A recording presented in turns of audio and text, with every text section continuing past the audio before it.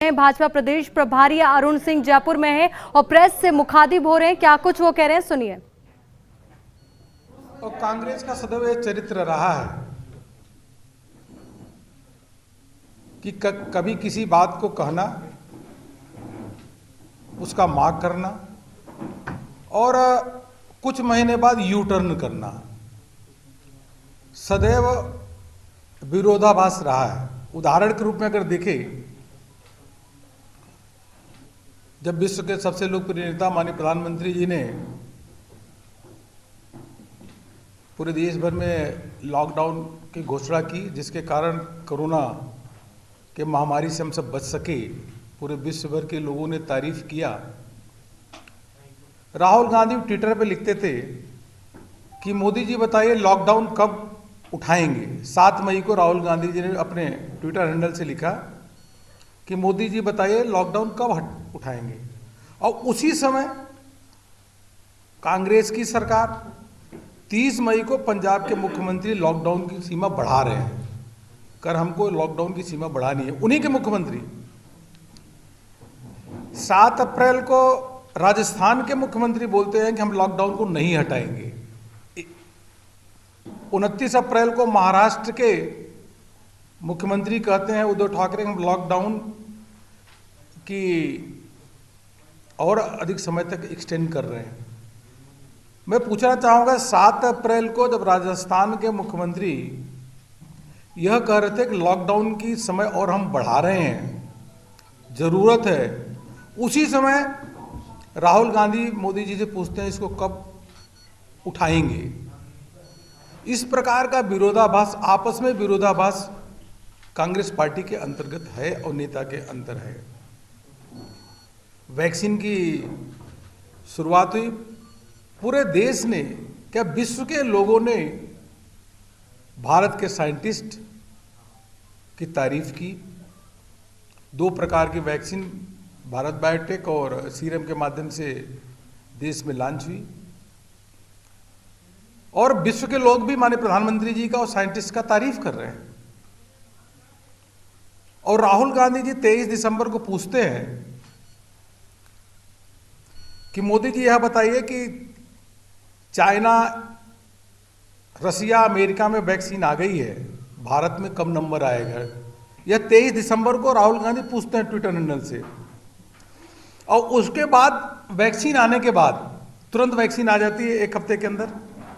Vaccine आने के बाद कांग्रेस के नेता शशि थरूर, जयराम रमेश, आनंद शर्मा यह भारत के वैक्सीन पर प्रश्न चिन्ह लगाते हैं, लोगों को भ्रम की स्थिति पैदा करते हैं।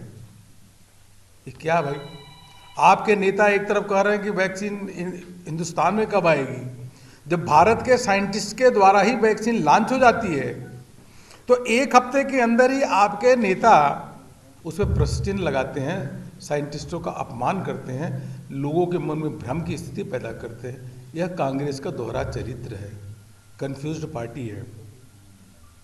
किसानों का ही ले ले तो आपको ध्यान होगा कि 2007 में किसी मंत्री, उसमें शरद पवार थे जो कांग्रेस के गठबंधन के पार्टनर हैं, उन्होंने 2007 में कहा था और पत्र लिख करके कि एपीएमसी एक्ट में बदलाव करो, 2003 की स्थिति को, 2000 एपीएमसी को फ्री छोड़ो, यह प्रदेशों के लोगों को उन्होंने बोला एज अपना एग्रीकल्चर मिनिस्टर। 2019 के कांग्रेस के घोषणा पत्र में लिखा हुआ है कि कांग्रेस के शासन के, कांग्रेस के सत्ता में आने पे हम एपीएमसी को समाप्त करेंगे और फ्री मार्केट छोड़ेंगे, फ्री मार्केट। और यह कांग्रेस घोषणा पत्र में कहती है।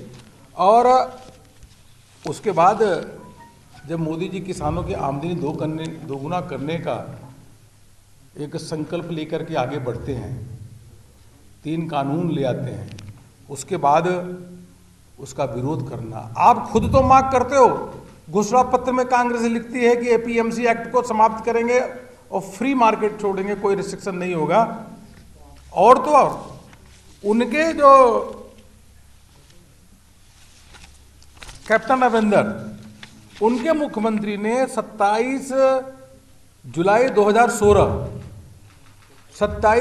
2016 को खुद लिखा, क्या लिखा कि we brought the Reliance group to Punjab that initiated retail agriculture business project of 3000 crore.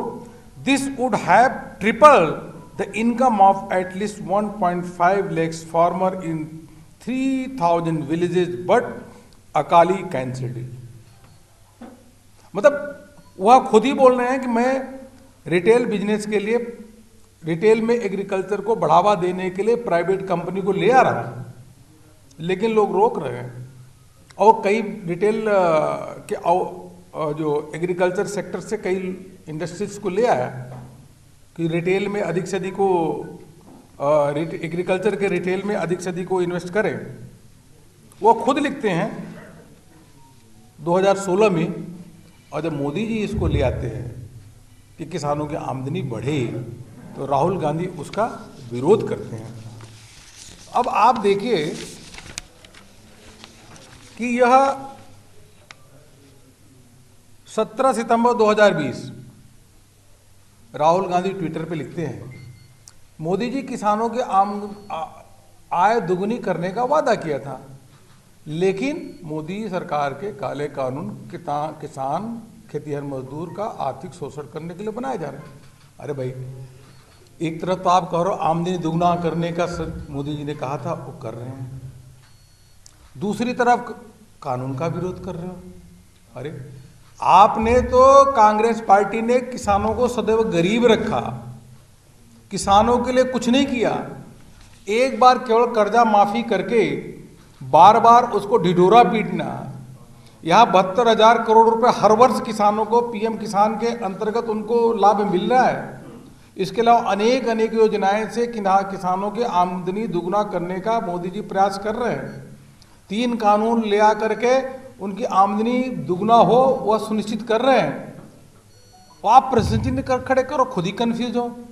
तो Congress party is confused party, leader is confuse, they are misleading to the peoples of the country, they are misleading to the farmer of the country. यह देश के जो किसान हैं, आम जनमानस है, उनको मिसलीड कर रहे हैं, गलत तथ्य दे रहे हैं और अपने स्वार्थ के लिए किसानों के हित के साथ यह खिलवाड़ कर रहे हैं. यह कांग्रेस पार्टी की दोहरा चरित्र है. अपना भला के लिए कांग्रेस पार्टी जो किसानों की आमदनी दोगुनी होने वाली है, उसके खिलाफ काम कर रहे हैं. देश का किसान कभी भी कांग्रेस पार्टी को माफ नहीं करेगा, कभी भी माफ नहीं करेगा. जिस प्रकार का यह काम कर रहे हैं मित्रों, इसी प्रकार से बहुत सारे मुद्दे हैं कांग्रेस के पार्टी में. कैसे कैसे यू टर्न, भगवान राम का मंदिर कि आपको सबको मालूम ही होगा किस प्रकार के जाना, वहाँ तारीख पे तारीख मांगना कि भाई जल्दी क्या है. मतलब कंफ्यूज पार्टी है, यू टर्न लेने वाली पार्टी है.